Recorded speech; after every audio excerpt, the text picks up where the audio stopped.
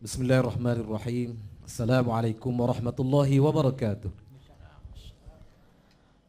Alhamdulillahirabbil alamin wal 'aqibatu lil muttaqin wala 'udwana illa 'alal zalimin. Asyhadu an la ilaha illallah wahdahu la syarika lah wa asyhadu anna Muhammadan 'abduhu wa rasuluh. Allahumma salli ala sayyidina Muhammad wa ala alihi wa sahbihi ajma'in. Qala rabbi shrah li sadri wa yassir li amri wahlul 'uqdatam min lisani yafqahu qawli. Tuan-tuan, puan-puan, muslimin muslimat yang dirahmati Allah. Alhamdulillah. Marilah kita pada pagi ini sama-sama mengucap syukur, sama-sama memanjatkan setinggi-tinggi kesyukuran kehadrat Allah Subhanahu wa taala. Karena kita masih lagi diberi ruang, kita masih lagi diberi kesempatan oleh Allah Subhanahu wa taala untuk berada dalam satu siri majlis ilmu, yaitu Forum Islam Radio Malaysia Kelantan FM. InsyaAllah dalam masa 1 jam kita akan sama-sama mendengar ulasan dan kupasan yang akan diulas oleh beberapa orang ahli panel yang kita undang khas pada pagi ini.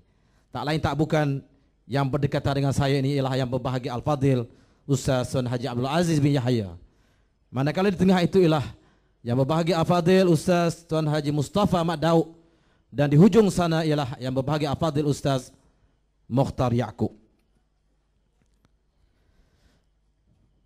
Mungkin pendengar-pendengar kita pada hari ini, pada pagi ini tertanya-tanya, apakah tajuk yang akan kita bawakan untuk pendengar sekalian. Jadi tajuk yang akan kita bawakan pada hari ini ialah Baitul Mukmin. Mungkin di antara kita yang tanya, apa dia Baitul Mukmin? Dalam bahasa Arab kita boleh katakan Baitu itu adalah rumah, dan mukmin itu adalah orang-orang yang beriman.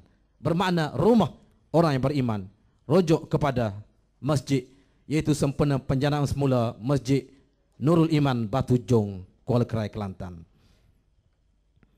Firman Allah Subhanahu wa taala dalam surah At-Taubah ayat 18 yang berbunyi, A'udzu billahi minasyaitonir rajim. Innama ya'muru masajidallahi man amana billahi wal yawmil akhir wa aqamas salata wa ataz zakah wa lam yakhsha illa Allah fa'asa ulaika an yakunu minal muhtadin. Hanya yang memakmurkan masjid-masjid Allah ialah orang-orang yang beriman kepada Allah dan hari kiamat, serta tetap mendirikan sembahyang, menunaikan zakat, dan tidak takut kepada sesiapa pun melainkan Allah Subhanahu wa taala. Jadi, sebagai mukaddimah perbincangan kita pada kali ini, saya nak Ustaz Mokhtar, Ustaz Abdul Aziz Yahya selaku panel kita yang pertama memberi penjelasan kepada kita apakah sebenarnya yang dimaksudkan dengan Baitul Mukmin. Dipersilakan Ustaz.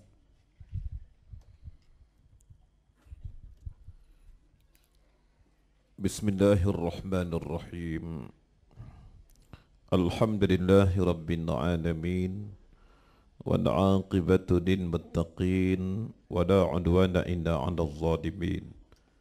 Wassalatu wassalam ala rasulihil karim sayyidina wa habibina wa maulana Muhammad wa ala alihi wa sahbihi ajma'in. Rabbi shrah li sadri wa yassir li amri wahlul 'uqdatam min lisani yafqahu qawli, amma ba'du. Pengurusi majlis Al-Fadhil Ustaz Suhaidi, rakan panel Al-Fadhil Ustaz Mustafa dan Al-Fadhil Ustaz Mokhtar Yaakob, dan sidang pendengar, tuan-tuan, puan-puan yang dimuliakan Allah. Kita bersyukur kehadrat Allah berada dalam majlis untuk muhasabah, majlis tahrid, iaitu membangkitkan semangat supaya kita bersungguh-sungguh menjadi tetamu Allah dan mengimarahkan masjid.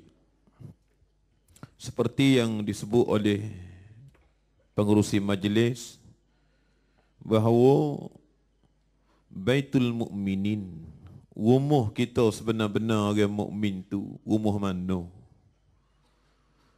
Rumah yang sebenar-benar kita orang mukmin tu hak mana?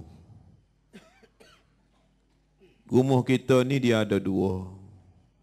Rumah untuk kita berkeluarga, membina kehidupan,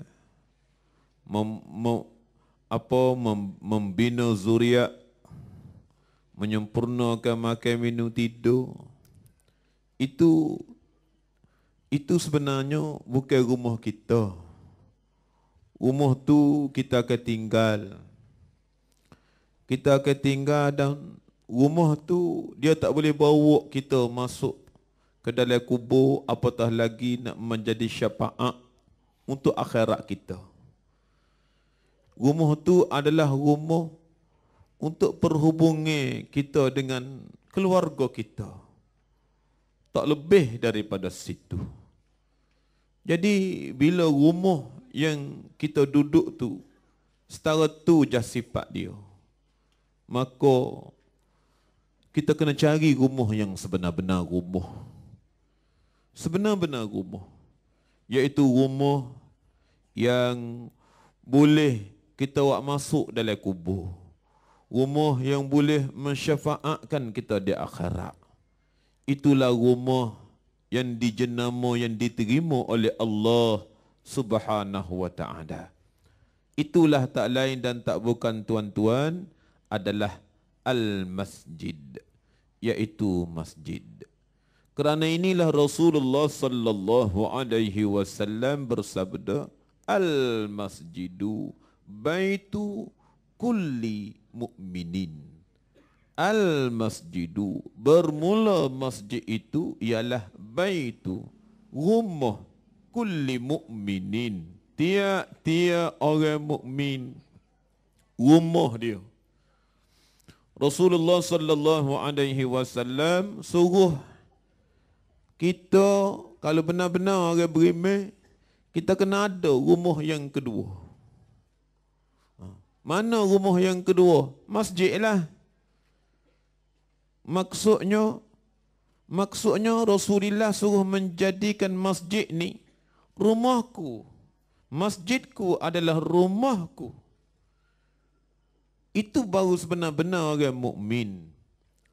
Kerana kalaulah rumah yang kita duduk itu adalah tempat untuk kita berhubung dengan keluarga, isteri, anak kita dan orang-orang yang kita kasihi, tapi masjid ini adalah tempat untuk kita berhubung Tuhan kita, Tuhan bagi anak-anak kita, Tuhan bagi harta kita, Tuhan yang memberi nyawa dan memberi kehidupan kepada kita, iaitu Allah Subhanahu wa ta'ala.